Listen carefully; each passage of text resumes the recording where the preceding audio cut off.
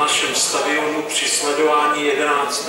kola divize C mezi domácími MFK Trutnov a naším již tradičním soupeřem FK Velké Hamry, a teď v sestavě domácích.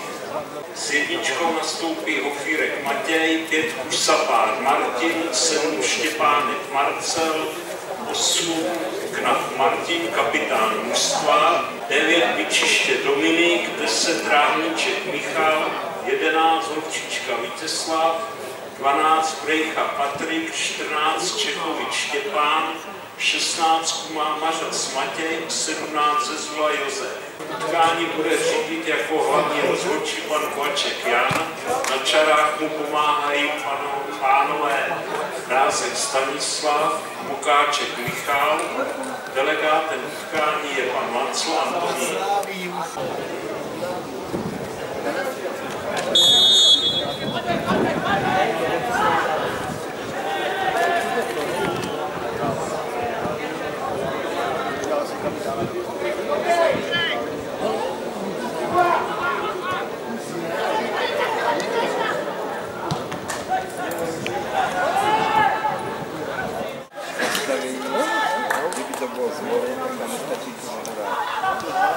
Sejský psa? No, psa doma, no. Tak jak jo, velkýho.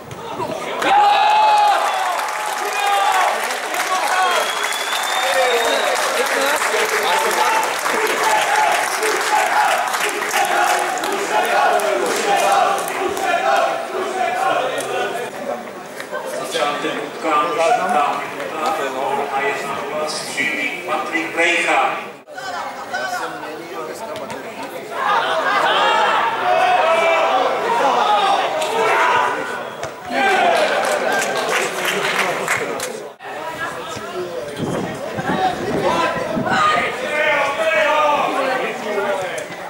No.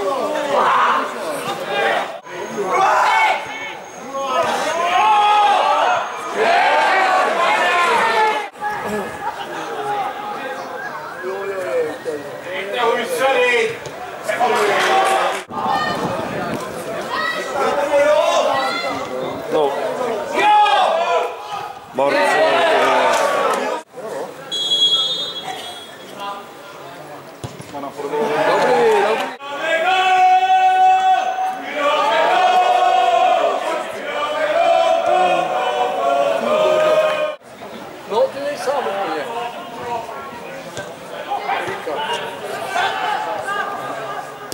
Dobrý.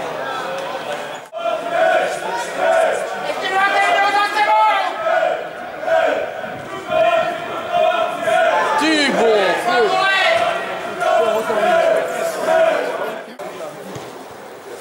Ježiš, mám to se. Pojď. No.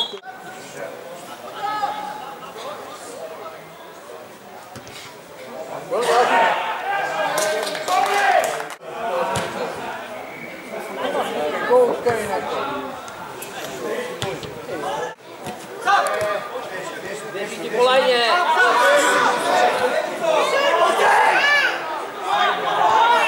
No.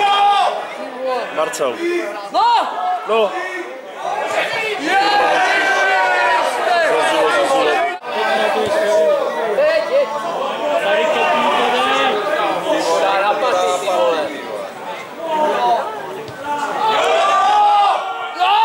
Ty vole.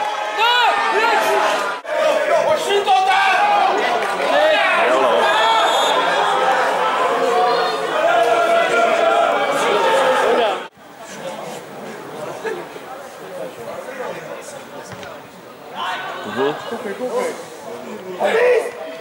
Gol. Pojď, pojď, pojď. Pojď, Marcel, pojď.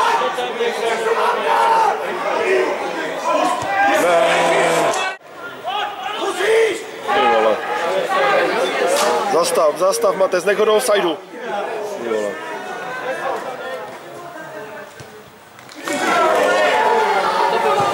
Ještě, že tak. Skončilo mistrovské divizní utkání mezi domácími MFK Trutnov a FK Velké Hamry s výsledkem 1:1. Našemu družstvu děkuji za předvedený výkon a opět se s ním doma shledáme až za 14 dní, když zde přivítáme turno. Děkujeme vám za dnešní návštěvu